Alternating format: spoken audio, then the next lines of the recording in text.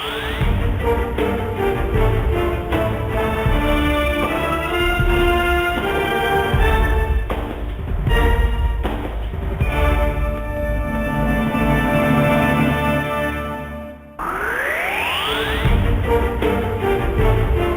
জানাচ্ছি খাতুনগঞ্জ থেকে মধুসূদন, সাথে আছে আমি Shamim Zahed. Bangladesh society for human resource ম্যানেজমেন্টের আয়োজনে বঙ্গবন্ধু আন্তর্জাতিক সম্মেলন কেন্দ্রে জনগণই একটি জাতির মূল চালিকা শক্তি প্রতিপাদ্যকে সামনে রেখে 28 ফেব্রুয়ারি অনুষ্ঠিত হয়েছে চতুর্থ আন্তর্জাতিক মানব সম্পদ সম্মেলন 2015। আমাদের আজকে আলোচনার বিষয়ে আন্তর্জাতিক মানব সম্পদ সম্মেলন 2015। এ নিয়ে আলোচনা করতে আমার সাথে স্টুডিওতে রয়েছেন Asia Pacific federation of human resource management এবং BSHRM এর সভাপতি মোশাররফ হোসাইন এবং BSHRM এর ট্রেজারার এবং চতুর্থ আন্তর্জাতিক সম্মেলনের চেয়ারপারসন মোহাম্মদ মাশিকুর রহমান খান। যারা মাশিকুর রহমান খান এবং যারা মোশাররফ হোসেন, আপনাদেরকে স্বাগত জানাচ্ছি অনুষ্ঠানে। কেমন আছেন আপনারা? আলহামদুলিল্লাহ, খুবই ভালো আছি। যারা মোশাররফ হোসেন, প্রথম প্রশ্ন আপনাকে দিয়ে আমরা শুরু করতে যাচ্ছি। এই যে সম্প্রতি সময় হয়ে গেল আন্তর্জাতিক মানব সম্পদ সম্মেলন, যেটা 2015 সালে হলো, এই সম্মেলনটা আপনারা বেশ সফলভাবে করেছেন এবং অনেক সমাগম ছিল। এই পরিস্থিতিতে দেশে যখন রাজনৈতিক হানাহানি বা মানুষের উপস্থিতি কম আশঙ্কা করা হয়েছিল, সেটা সত্ত্বেও আপনারা অনেক ভালো লোক সমাগমের মাধ্যমে এই সম্মেলন সফল করেছেন। এই সম্মেলনে আপনার কি মনে হয় যে কি সাফল্য এসছে আসলে, কি নিয়ে আসলে আপনারা আলোচনা করলেন, বা এটার উদ্দেশ্য বা কি আসলে?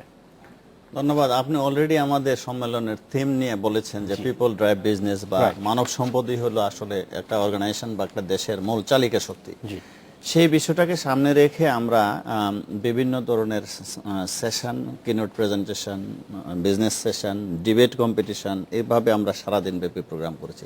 যে বিষয়টা আমরা তুলে ধরার চেষ্টা করছি বিভিন্ন আঙ্গিকে, যে আসলে আমাদের বাংলাদেশের তেমন আর কোনো সম্পদ নাই মানব সম্পদ ছাড়া।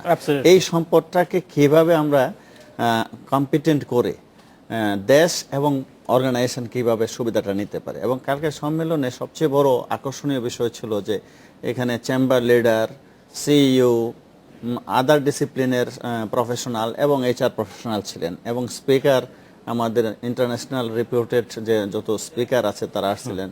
ওয়ার্ল্ড HR ফেডারেশনের সেক্রেটারি জেনারেল আসছিলেন। আমাদের ভারতবর্ষের যাকে HR এর গুরু বলা হয় ডক্টর TB রাও আসছিলেন, আমি ছিলাম, আরও অন্যান্য স্পিকাররা ছিলেন।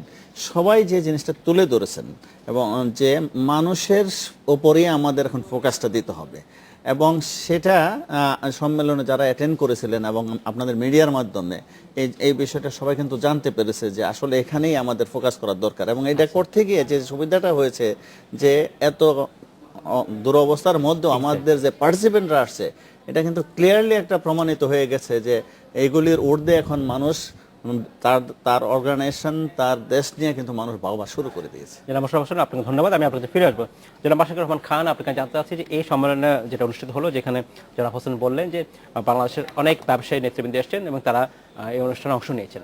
আপনার কি মনে হয় যে মূলত যারা ব্যবসায়ী, যারা উদ্যোক্তা আছেন, যারা বাংলাদেশের বিভিন্ন ব্যবসা বাণিজ্য জড়িত আছেন, তাদের মধ্যে কি বোধহয় হয়েছে যে people management, human resource management একটা গুরুত্বপূর্ণ জিনিস, এবং এইটাকে আসলে নজর দেওয়া উচিত, জোর দেওয়া উচিত, এই বিষয়ে কি কোনো ইতিবাচক আলোচনা এসছে কিনা, বা তাদের মনোভাব কি ছিল আসলে? ধন্যবাদ। আমাদের প্রেসিডেন্ট বলেছেন আলোচনার বিষয়বস্তু আমাদের কনফারেন্সের কয়েকটা সেশনে বিভক্ত ছিল।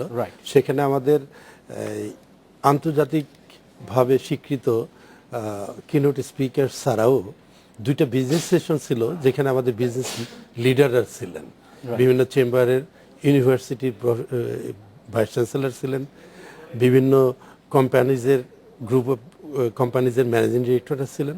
আজকে এটা সঙ্গত কারণেই তাদের মধ্যেও একটা বোধোদয় হয়েছে যে মানব সম্পদকে যদি সত্যিকার অর্থে আমরা কাজে লাগাতে না পারি, তাহলে আমাদের উন্নতি হবে না।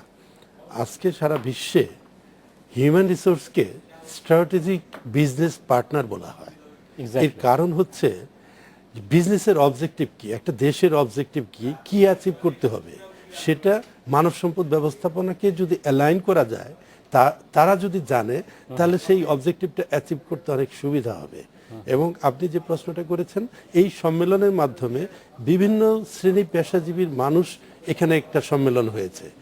সেখানে যেমন HR প্রফেশনালসটা আছে, বিভিন্ন লাইন ম্যানেজার্সরা ছিল, স্টুডেন্টরা ছিল, একটা HR debate, inter university HR debate হয়েছে, সেই ডিবেটের ফাইনাল রাউন্ড ওখানে হয়েছে। ইউনিভার্সিটির প্রফেসর এবং ভাইস চ্যান্সেলররা ছিলেন এবং এন্টারপ্রেনাররা ছিলেন। প্রত্যেকে এটা বুঝতে পেরেছে যে আমাদের মানব সম্পদকে উন্নয়ন দরকার। জনাব খান, আপনাকে ধন্যবাদ। জনাব হোসেন, আপনাকে জানতে চাচ্ছি যে আপনারা বলছিলেন যে বিজনেসের উন্নতি করতে হলে মানব সম্পদের উপর গুরুত্ব দিতে হবে। এইচআর কিভাবে একটা প্রতিষ্ঠানকে ব্যবসায়িকভাবে সফল করার জন্য তার যে বিজনেস গোল সেই গোল অর্জন করার ক্ষেত্রে এইচআর কিভাবে ভূমিকা রাখবে আসলে? ধন্যবাদ। আমি আসলে খুবই খুশি আপনি এরকম একটা প্রশ্ন করেছেন, অনেক স্ট্র্যাটেজিক প্রশ্ন করেছেন, যে বিষয়টা আমাদের দেশে ওইভাবে চিন্তা করা হয় না।